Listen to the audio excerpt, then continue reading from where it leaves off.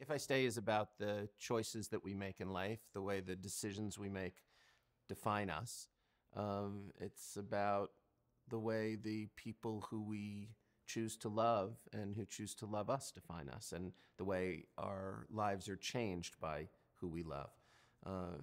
Specifically, it's the story of a young woman, cello prodigy, played by Chloe Grace Moretz, who has experienced the first great love of her life, having fallen in love with a boy named Adam, played by Jamie Blackley, who is a rock and roll star, rising rock and roll star. And it's all about their relationship, but it's also about what happens on the day that Chloe's character and her family are involved in an unfortunately tragic accident, and the decisions that she has to make in the wake of that accident.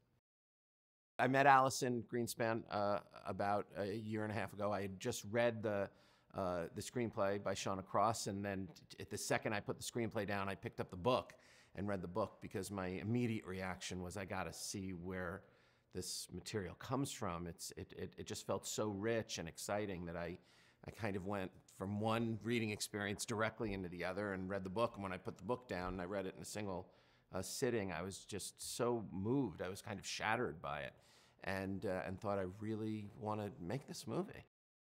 Well, I think being a documentary filmmaker has prepared me well for making feature films. It's interesting. I don't find the process all that different. Whether you're directing a documentary or a narrative, you're telling a story, and you're telling a story about human beings, and you're thinking in terms of themes and narrative structure, and you go into a production process, and then when you're done, you go into a post-production process. The principal difference, of course, is that with a documentary, you end with the script. You begin with life, with this big pile of life, and you shoot it, and then when you're done, you go into the edit room and you pare it down and pare it down and pare it down, and only at the end can you say, this is what the script is. With a narrative, you begin with a script, and then you go into production and you realize that script. And then in post, again, you're paring down and shaping and defining it. Picking the music was a really fun process, working very closely with our music supervisor, Linda Cohn, and our composer, the wonderful Heitor Pereira. The three of us would gather, 2-3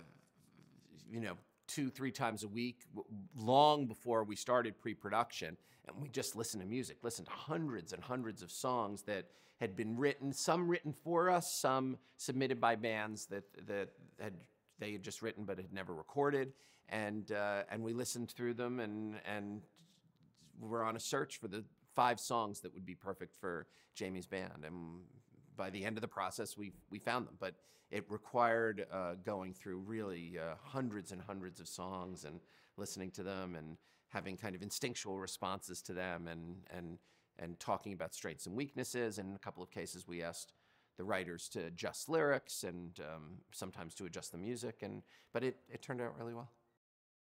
It's a certain kind of raw rock and roll with a pop feel, but with great passion, with great passion and articulation of a certain rage, and relationship to punk, and of course, because they're from Portland, a relationship to grunge and all of that. But they're contemporary, so there's a relationship to pop as well, and it's terrific. It's great music, really great music. We've always said that this film is a roller coaster ride. So all the things that you take away from a roller coaster ride, you're going to take away from this. It's thrills and chills and spills and twists and turns and ups and downs and moments of joy and moments of tragedy and awesome music, and it's a great love story, and it's kind of like life itself, this film. It's really, really exciting. It has its moments of tragedy and its moments of triumph, and to me, that's all you go to the movies for.